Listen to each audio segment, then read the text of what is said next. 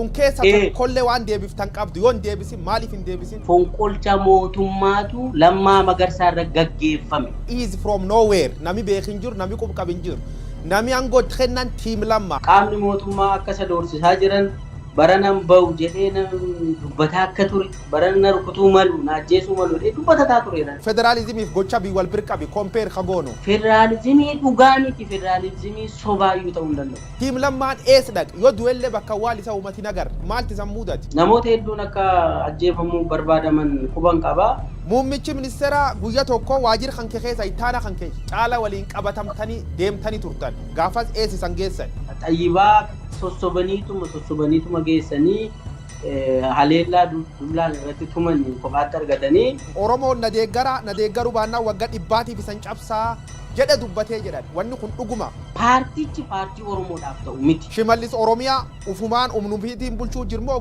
ajajum gubbaa dhufuun bulchuu jira adeeppaa faana waliin nu qabanii adeeppaan mataa nurraa rukutee Sambooda waan adeeppaan jedhe hunda raawwachuu jalqabna. Lammaan qub wal qabdu yaadii samaan qabsoo uummata Oromoo labbuusa akkanumaan dhokachuu moo gad ba'ee uummata Oromoo waan hin qabu. Gara nama 13tu adeeppaarraa dubbate 13 Jawaar Mahammad hidhamuu baannaan ODP faana nu hojjennoodhanii kaasanii. ATM addisuu Taayyee Milkeessa. Awwaalchi na yaalisiinka. Yoo qabame ani dhamtaay yoo ani jeefamtaay interview tan naa dabarsaa itti nu kennan. Adaaraatu nu kenna sunullee laf kenneen dabarsine tursine jira. Akka carraagaa waan isiyoon ni boleeduma warri waajjira dhaabaa jiran dhaaboodhaan malee manni murtii fi poolisiin aangoo takkaa hin qabu biyya Itoophiyaa keessatti. Warqinee Tashoomaayeen Dr. Milkeessa. Kanaafuu Oromoo yoo biyyin deeggarin hin cabaa karooree amma biyyi laf kaayettiin Oromoo ittiin ijjeessuuf jirsun jechuu. Probably citiin taane na baasifte maal taate. Sirni naaftanyaa ka waggoon dhibbaatiif nu cabsinee dirree kanatti deebineedha dubbatti. Maalan balleessee wannumti ani godhe yoo jiraate na waamtee an na reeffachuu hin dandeessu akkamiin akkasi taa'anidhe maseejii erge maal jedhe na deebisuu didee sanarraan addaan baanee jechuudha pirezidaantii naannoo Oromiyaati. Akkam structure Itoophiyaa executive judiciary legislative jira wanni akkasii am. Adeemsa seeraa maaf cabe jedhee gaafannaan waa hunda baruu fi hiyyaalina deebinaan jedhu naa deebisan muummichi ministeera. Mootummaan kun mootummaa Oromoo jettee inamanta kee turtee kee beektaa karoor warraallee qub qaba. Laal Oromiyaan hin jiru amma naannoo Oromiyaan jedhamu hin jiru. Kana jala muraa qabadha.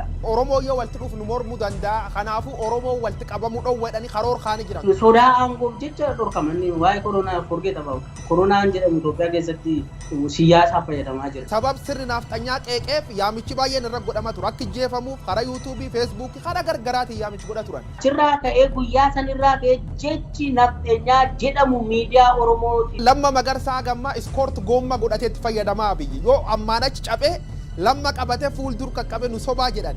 Lammaan dhugumaan dhaab kan keessa ari ammoo diraamaa fi boroduuf keeyyatan.